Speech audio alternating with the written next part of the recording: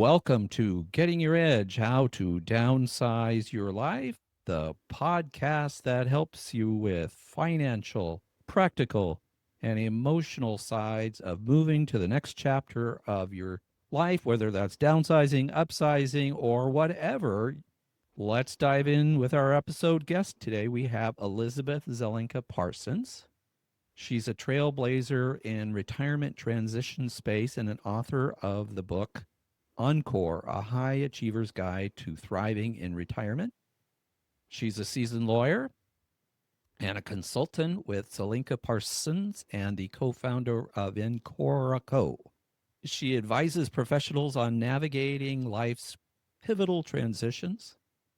Elizabeth's expertise is deeply rooted in her personal journey from a high-powered legal career to redefining her own personal purpose, and fulfillment in a new chapter. Welcome, Elizabeth Zelinka Parsons. Thank you. It's a pleasure to be here.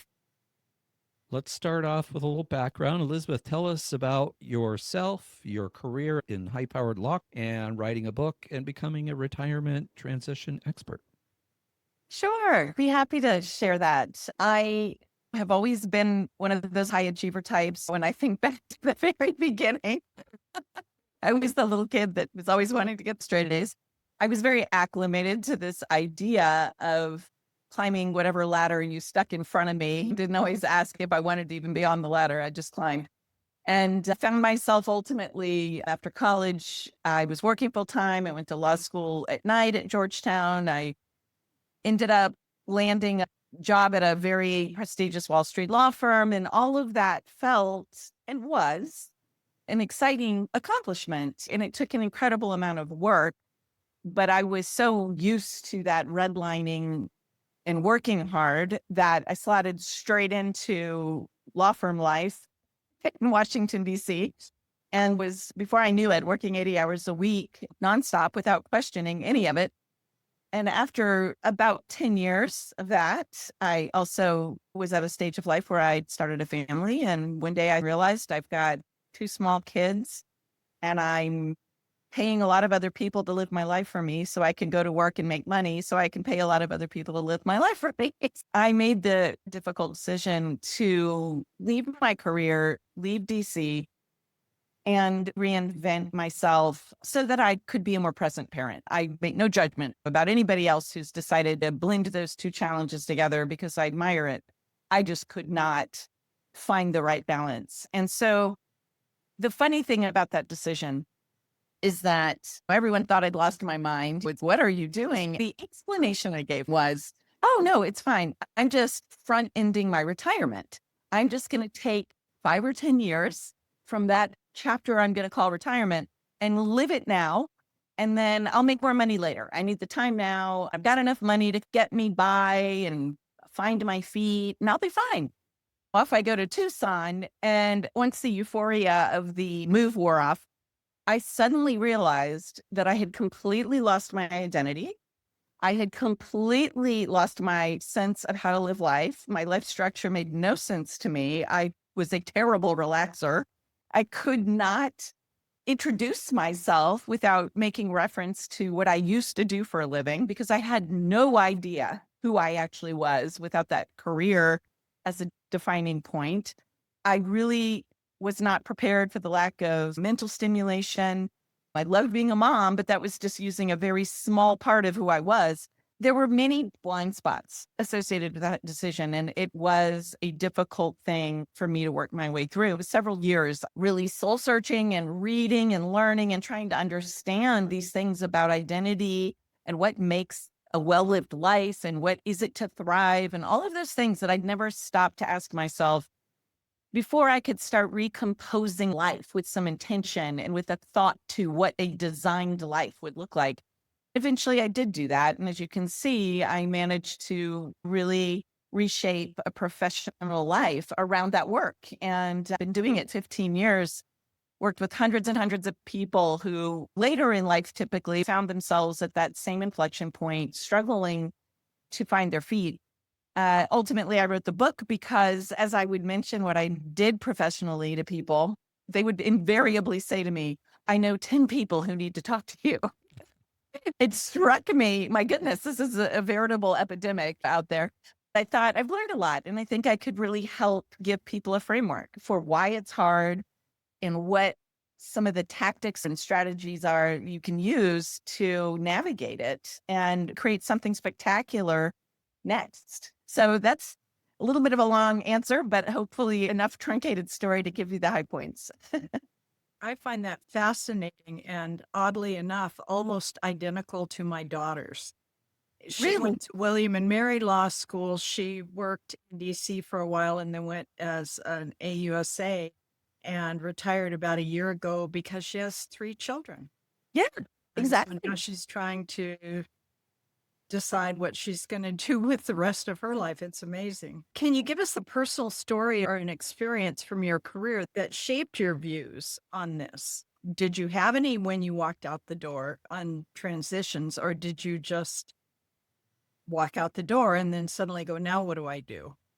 It's a really good question. I did it thoughtfully. I really did think about this for a year at least. And it was very bittersweet because I did love what I did professionally, but it was just impossible for me to show up correctly in both places. I couldn't see how to fit it all. I gave the firm 4 months. I definitely didn't just bounce out the door. It was very important to me that I tie that up correctly and put things to bed correctly. I had no intention of ever practicing law again. There's this wonderful bit of psychology I stumbled across called the end of history illusion, where you imagine that what you want now is what you're going to want forever. So, like that you've reached the most mature version of what you will ever want right this minute. That's what we continue to think our lives.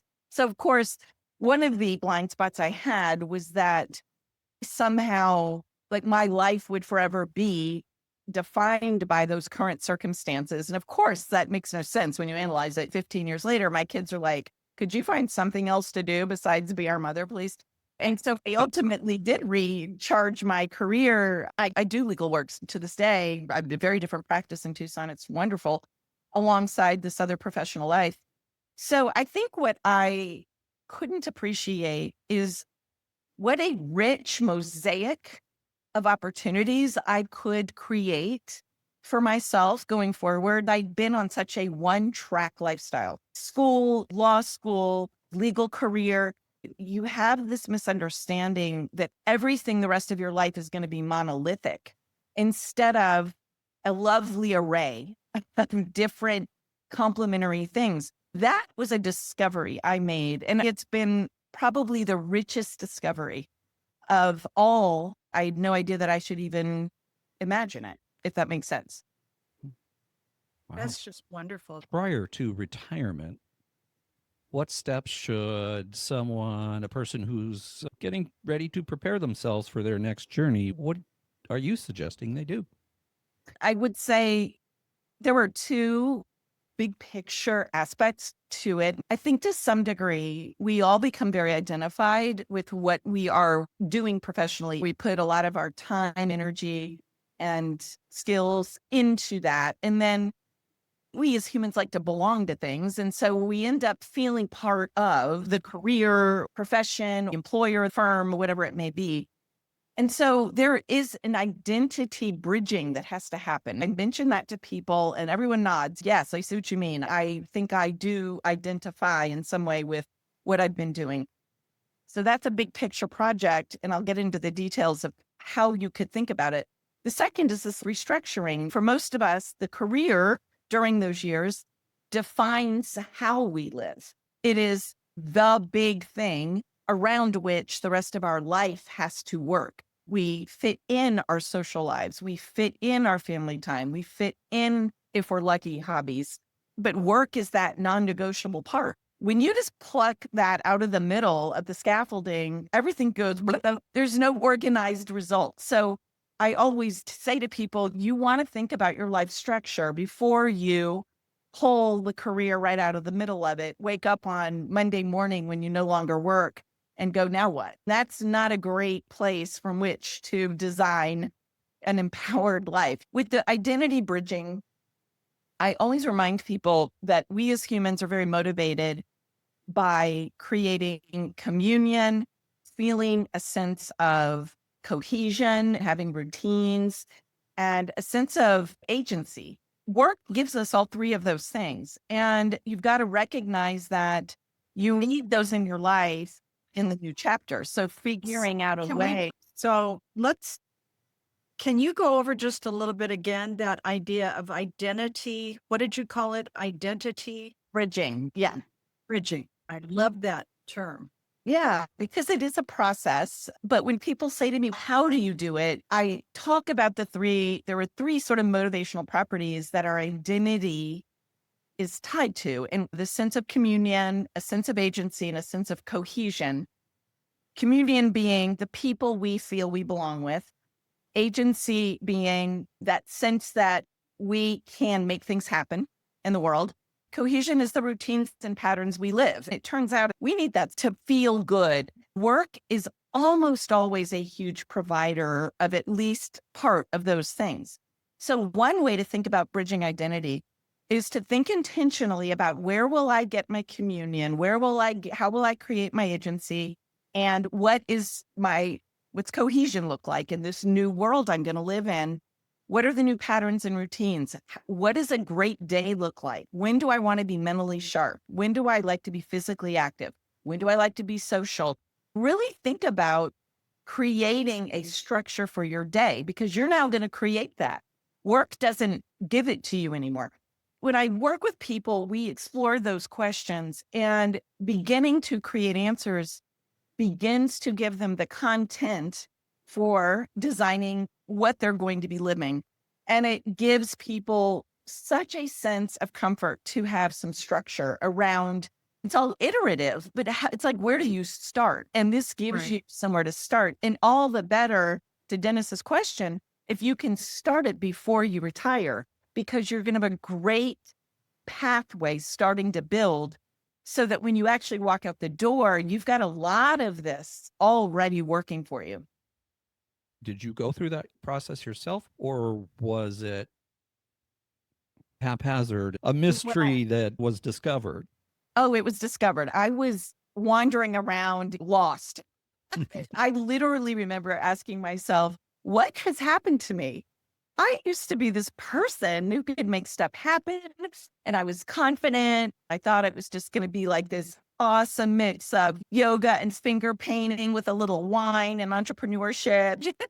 No, I ended up utterly lost and felt so guilty, because as much as I adored being a mom, it wasn't using all of me. I was unable to understand how I could deploy myself, because I had been doing these billion-dollar finance deals. And where am I going to do that in Tucson? I couldn't figure out how I could be relevant or useful anywhere.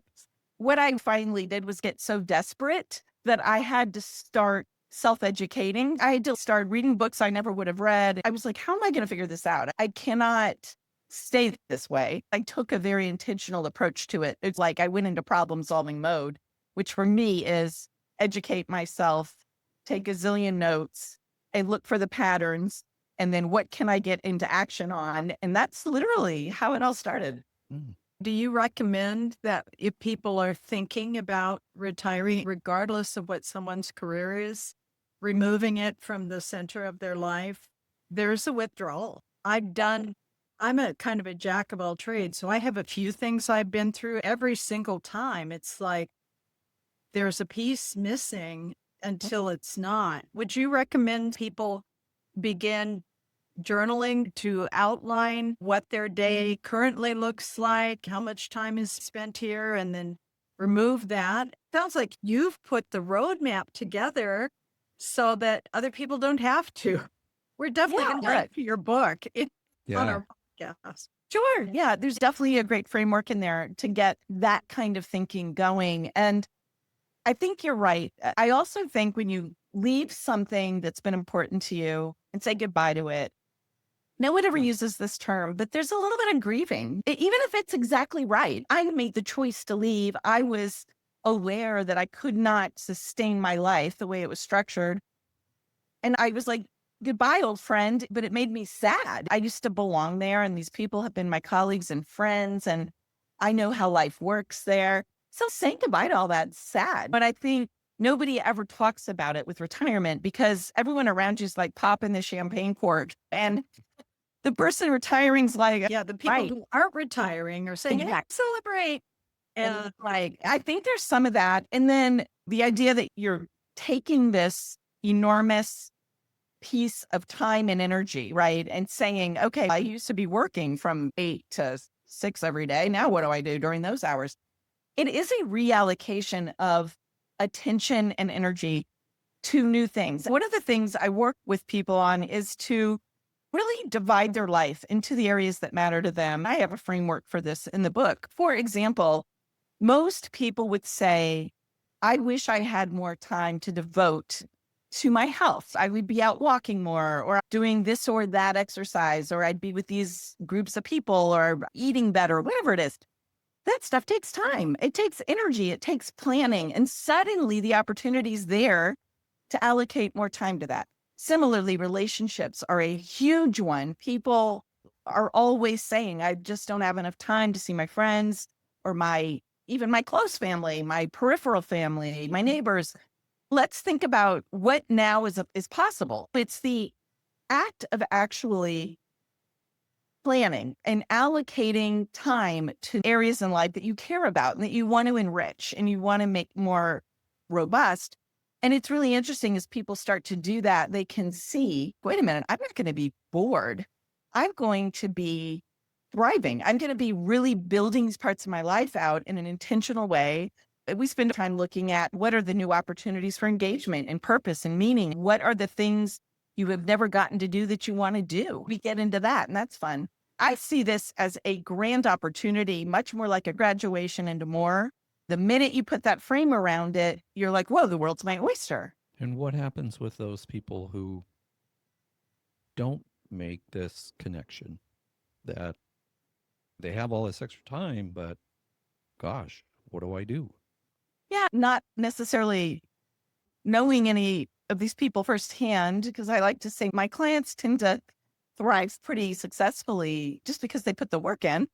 But I think the risks are, and I think we've all seen these examples, that people really do decline. We all need to be challenged. We all need to be pulled forward into more. And I think we wither as human beings when we think a life of pure leisure is going to be enough. I think there's a huge risk of isolation, a risk of a loss of confidence. That's very much what happened to me temporarily because I didn't feel intentional about what I was doing with my life. I felt lost. And so that aimlessness and that sense of I don't have a direction, it eats away at you to the point where you feel embarrassed, like you're the only one who got this wrong somehow.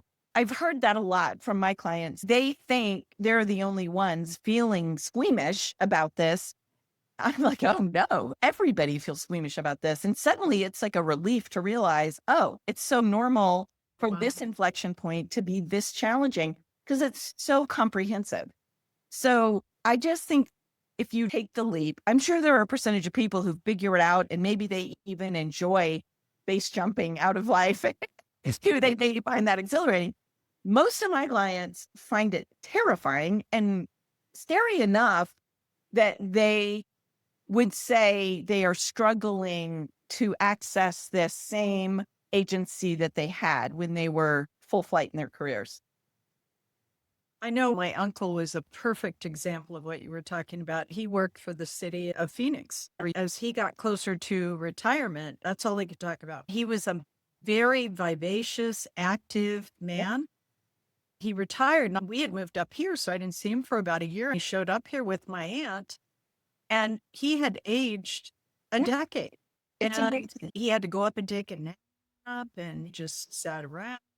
I looked at that and I said, I don't ever want to be that, but I've never thought about how you combat that. I am just thrilled to be hearing what you have to say because I think it's really difficult, and especially the older you get.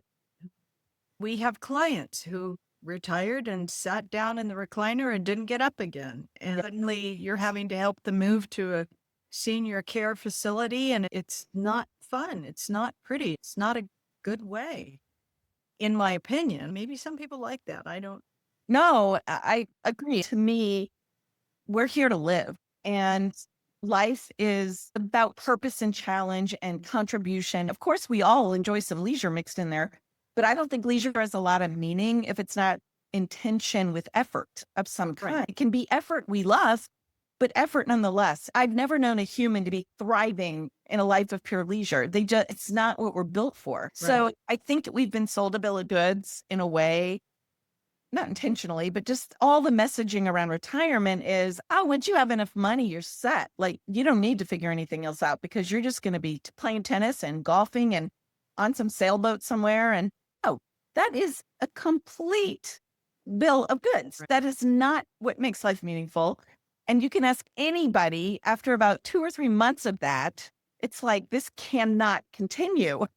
Or they sit in front of the TV all day and it's just the beginning of the end, literal. Now, as you're speaking, I'm also envisioning another area where personally I had to go through this when my children grew up and left. I had a business and I had that whole business of raising my children, and suddenly they're gone. That was a whole nother withdrawal that, had I thought about it in advance, maybe I could have prepared better to face it, other than just that grieving and emptiness I'm sure quite a few of us go through. Absolutely. I love that you raised that because I actually address it in my book as its own version of a retirement because we're still parents and moms. I had 4 all move on to their next chapters. And of course, they're still my kids and we're in touch.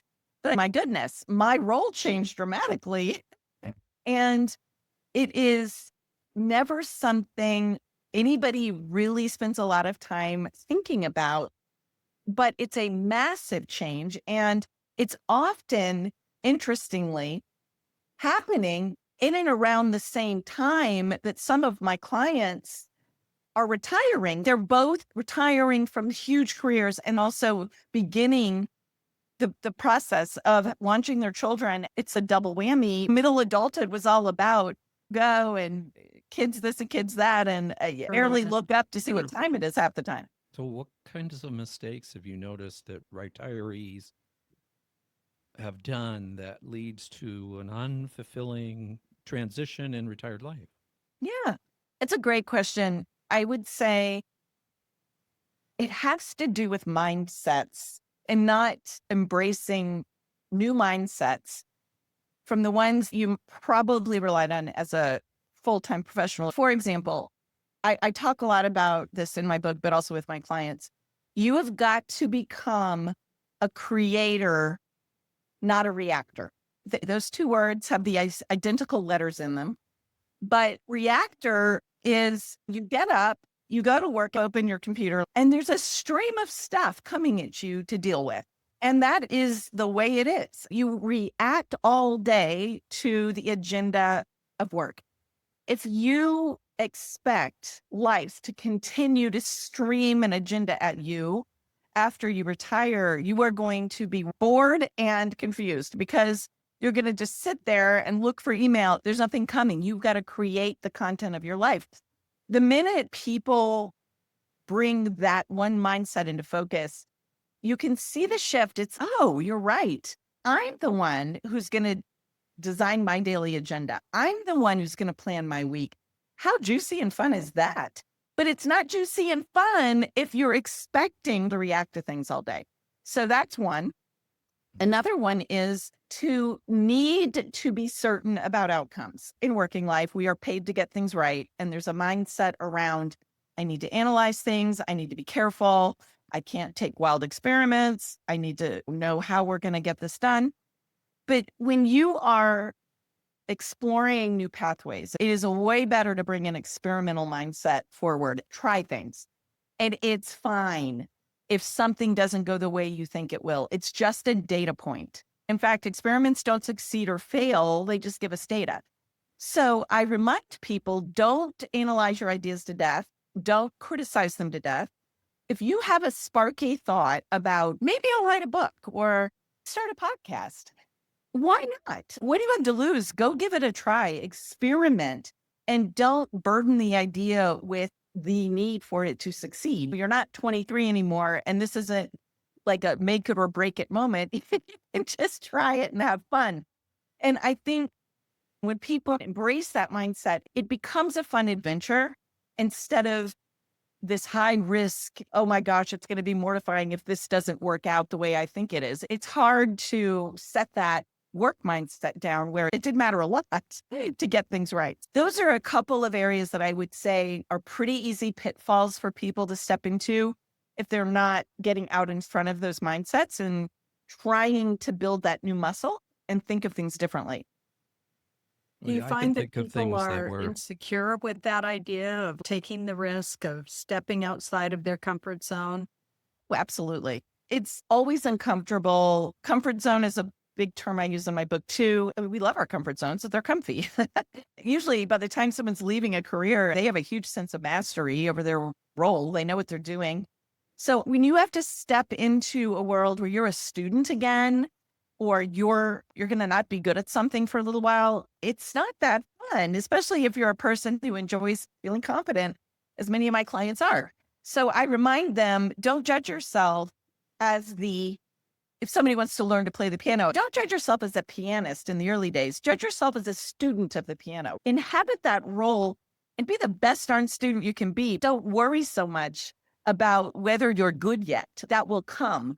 It is really interesting how hard it is to get comfortable being uncomfortable with not being competent yet at something you're trying to do. I think being competent in front of an audience is extremely important to many people. And when you're retired, all the risk taking that you do doesn't have the same magnitude or audience that it did within the job. You could be fired. I could Right. be embarrassed. I could be demoted. In this case, a few people might know, but not a whole company. Exactly. I asked that literal question. What is the cost of failure? What is the cost of this not working out? And it's funny because they go, nothing. Who cares? I say the real way to look at this is that you're a role model for the people watching you. Someday somebody's going to talk about how you were in retirement. And those younger people, whoever they are in your life, you're setting an example. You're either going to be the example of the person that went out and did even more, went after cool opportunities, started new things, made new friends, just lived it up to the last minute, or you're going to be that person. I guess he just sat in his armchair and watched TV until he died. You think of it that way and it's, oh my gosh, no. But we are all setting those examples, whether we're thinking of it that way or not. Do you think if somebody's retiring at, say, 55 or 60, is there a difference between somebody who's retiring at 80 or 85? I think so, mainly around just the stage of life and the level of energy that somebody's got. Many of my clients are retiring around 55. I frequently work with people at organizations where that age is the earliest they can vest into some sort of benefit. And they've worked hard and they've got more than enough money. So it just makes sense to go ahead and retire. But boy, it's, I'm older than 55. It's young. So Yeah. they're not necessarily, they're clear that they can't just do nothing. And so they are very interested in defining for themselves what is going to be a spectacular next chapter. And what we talk about usually at that age is, look, if you were going to live a fantastic decade, put yourself at 65, you're looking back. What's happened? What have you done? What are the things that you've been involved in? Where did you make contributions? Is there a big, audacious goal that you still have that you haven't yet been able to pursue? And it's very interesting what comes out of those questions because there's a lot of gas left in the tank and a lot of wisdom accrued. I always encourage people to go for it. Go for more than you think you can even necessarily achieve. And you're never going to regret doing that. At 85, I would say, I don't work with a lot of people at that age, but I would say, knowing the people around that age that I do know who are still very engaged, are much more interested in the depth of relationships in their lives. Even at 55, relationships are always an awesome place to invest. It is never going to be a mistake to invest in relationships. And I would talk about relationship portfolios, that we all talk about our money portfolio, but what's your relationship portfolio? Is it rich with friends? Is it rich with family and neighbors and community? The more of that you can create, the happier you will be at 85, is what I've observed. So many people, that's such a hard thing right now for people, especially younger people. Yeah. They don't have any portfolios of relationships and they're very afraid to get involved with other people. And it's sad. Yes. Someone told me a long time ago, and I've kept this with me, what other people think of me is none of my business. Quotes. I love that. And That's so brilliant. I can go out and do just about anything I want because I don't care what you think of me. What does it matter? Exactly. I think that's such a lovely example to set for others because it matters what we think of us. And at the end of the day, that's who we really have to answer to. You've got to look in the mirror and did you accomplish what you wanted to accomplish? Are you happy with what you run into people that are being forced into retirement? Yeah. My husband was in the wine industry for 35 years, from a smaller distributor to a national to an international. And they just got bigger and bigger until they're now getting smaller and smaller. And the older he got, the harder it was to make a transition into another corporation, to the point where he finally went into real estate with me. It became too demoralizing. I wonder, do you run into people like that?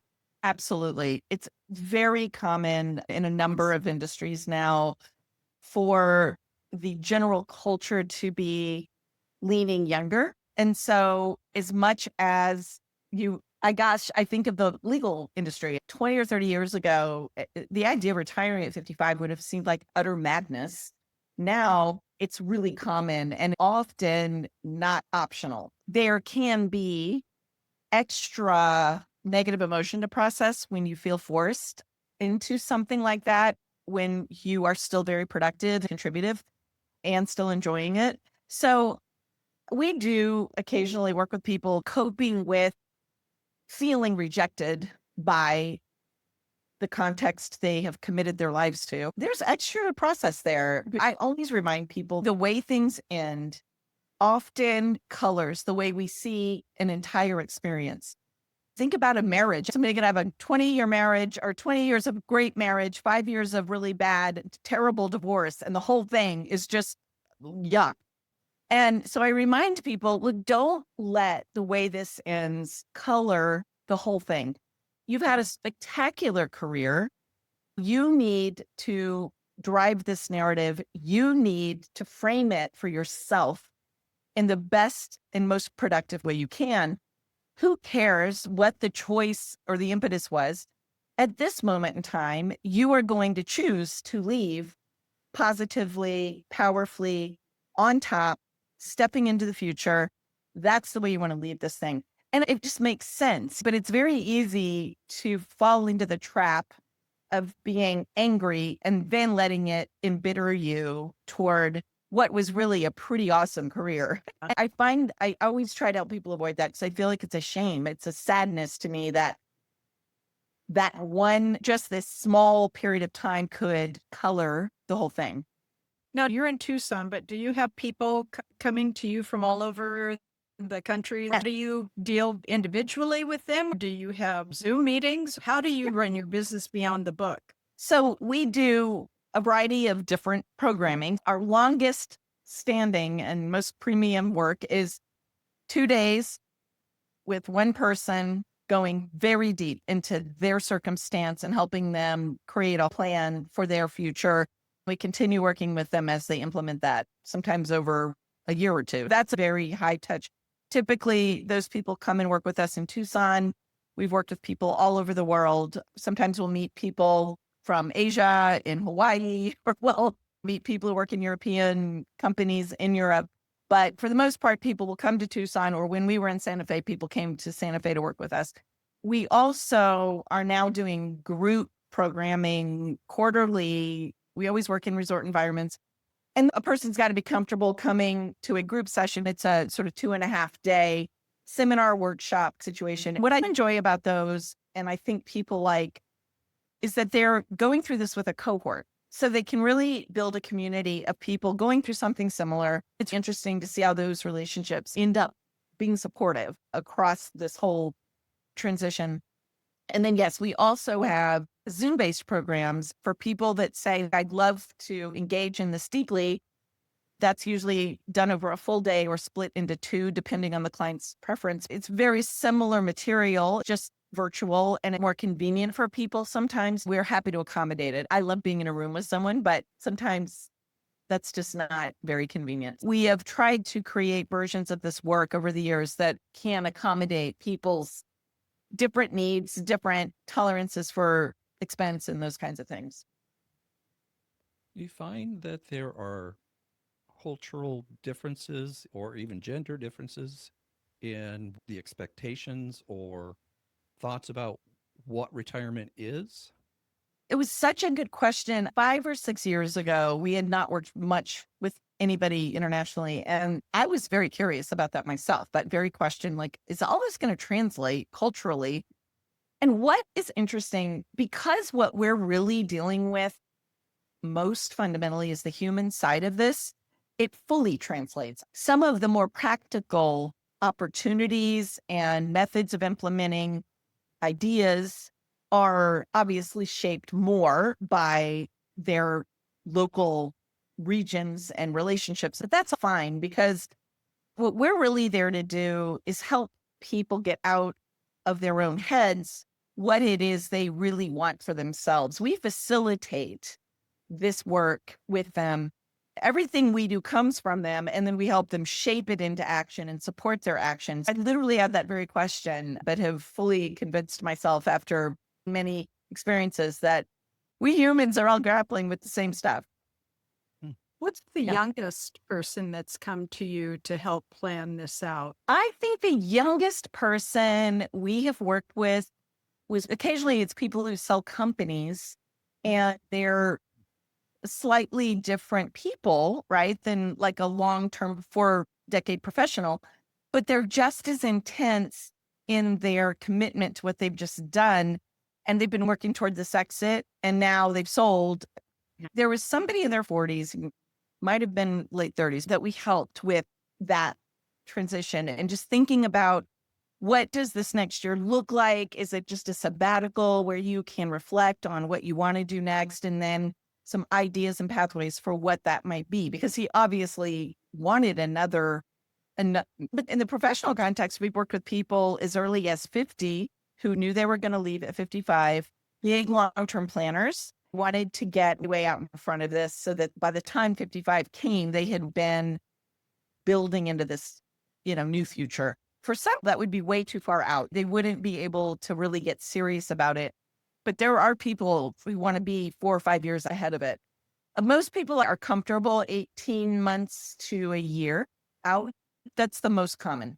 I'm really impressed that you did this. You did all the footwork for people.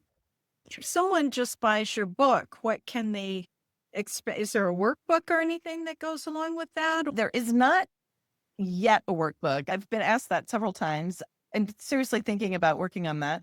It's more a framework divided into 4 parts. The first section is an exploration of, why is retirement so challenging? What are the psychological challenges about it? What did we all get told about it that's off? Then I talk about the section on identity bridging, a section on how to restructure life and how to think about that, and the section on getting into action. What does it mean to do this with the people in your life? What are the implications for marriage and family? And then how do you get into action and stay in action and enjoy this thing? It's a very structured book. And the feedback I've gotten is that it's helpful. There are plenty of prompts throughout the book to give a person some self-facilitation guidance. Many people who've read the book has, of course, reached out and said, no, I just want to work with you guys because I can see I need this. It was helpful to understand all the stuff, but I need more hands-on help. Within your book, you emphasize the importance of rebuilding connections and purpose in your retirement. Can you explain what that means and what actions people can do to achieve this? For the purpose side, one of the discussions we typically have with people is that for many of our clients, they're summiting the peak of middle adulthood. They've got their families raised. They've had this smashing career. They've built the financial security they've been working for. But when you think about what purpose has been, in many ways it's fulfilled. It's well done. Take a moment and let's have a round of applause because you did it. When you started off in your 20s, this is what you were trying to do. And that purpose has fueled you. So now the question is, what is your purpose? What's going to fuel your life now? Sometimes people have an unlived life, something they didn't do yet that they wanted to do. I can share a story about a great example in my book if you want, but one idea is that there's this thing you never got to do because you were too busy trying to be the responsible adult. And you did that really well. But is there that thing? Or are you now at a place where the financial resources you have are going to unlock some sort of fresh purpose? Is there a philanthropic road you want to go down? Is there a cause that you want to get involved in and help support? Do you want to work with young people and help them find their way? What are the things that are going to give your life meaning? It's a hard question.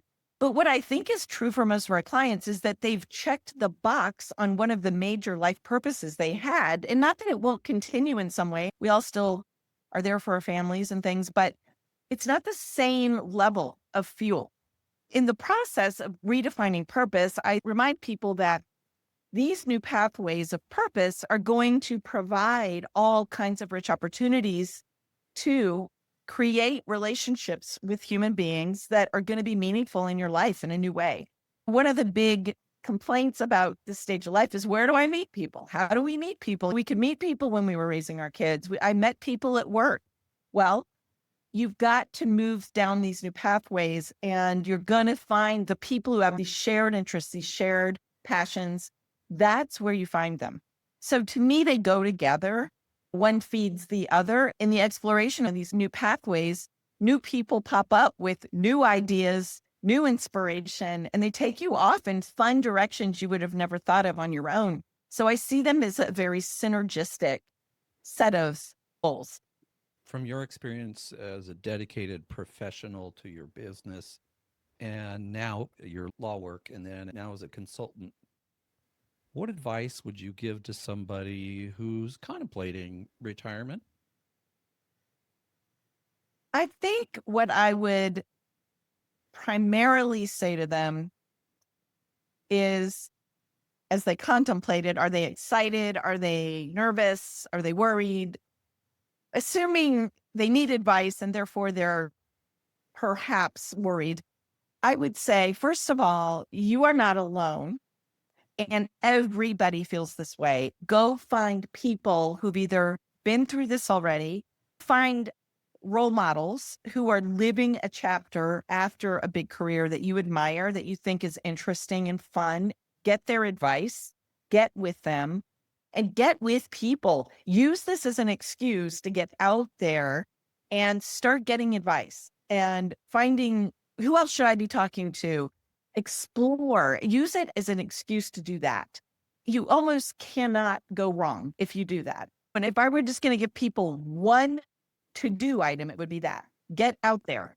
You Found that talk. people love to give advice. Yeah, they do. You reach out and I just wanted to pick your brain, man. They're right there. Absolutely. And I always tell them, get those meetings set up with the people you know, and they're going to love to give you advice. And the next question is, who else should I talk to?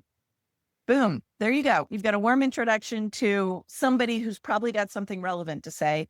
And you do that a few times and you're off and running and see magic come out of that. Right. Yeah. Elizabeth, you're a energetic, effervescence, and you like people, I can tell. What about the person who's introverted? All the time. Yes, very commonly, in fact, more introverts than extroverts for sure. And it's interesting because I think a lot of more introverted people imagine that they aren't going to be good at what I just described. Mm. And what I remind them of is you just need your alone time. You need a lot more alone time to recharge yourself than maybe somebody who's more extroverted. So just make sure you have that. You don't have to pack your days with this stuff. Even if you were to say, I'm going to make a commitment to set up 2 encounters a week with somebody. That's enough. There's no magic number, but don't let the story that you're an introvert translate into, I can't do this, because that's not true. I've seen many people who are absolute flag flying introverts do this very successfully.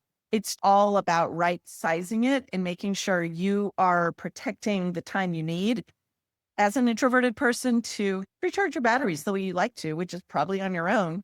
Nothing wrong with that. That's different than isolation. Solitude is lovely if it's being chosen. Yeah. Do you have any last words of wisdom to share on this, Elizabeth? Anything we haven't covered?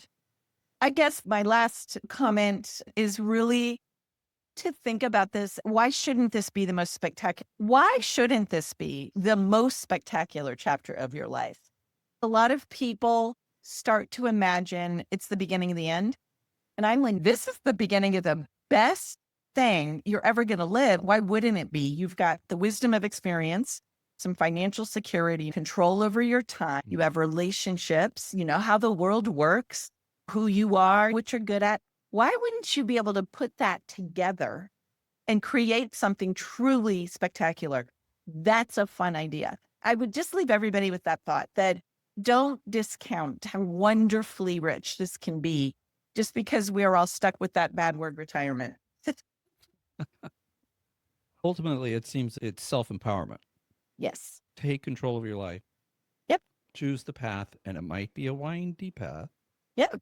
Thank you so much for joining us on this podcast. You're an incredible resource for people who have retired, are close to retiring, or contemplating the 5-year plan. If our listeners or YouTube viewers wanted more information about you, your consulting business, your book, how would they contact you? Sure. It's very easy to find me on LinkedIn and all of my various websites. You can also go to highachieverretirement.com and that'll take you to various doorways, so websites, books, and programs. Those are probably the 2 best ways. And the book is available everywhere books are sold. Definitely put a Yes. link to the book and to your website on our podcast and YouTube channel. Thank you. This has been a really fun conversation. It's been lovely to meet you both. What is the website? highachieverretirement.com. Yes. That'll get people to all the right places. That's it for this episode of Getting Your Edge, How to Downsize Your Life. We hope today's conversation has given you clarity and encouragement as you plan your next chapter. If you're thinking about downsizing, don't go it alone. The Edge Group team, Judy and I and Jim, we're here to help you. We are the downsizing experts, and we have experience in home, transitioning to a smaller home, RV, retirement community, wherever your journey leads you. Connect us through our website, edgegroupteam.com, and get started on your path towards downsizing. We look forward to helping you in the next step. Bye, everyone. Thank you, Elizabeth. Bye. Really appreciate it. Bye-bye. Thank you so much, Elizabeth. Take care.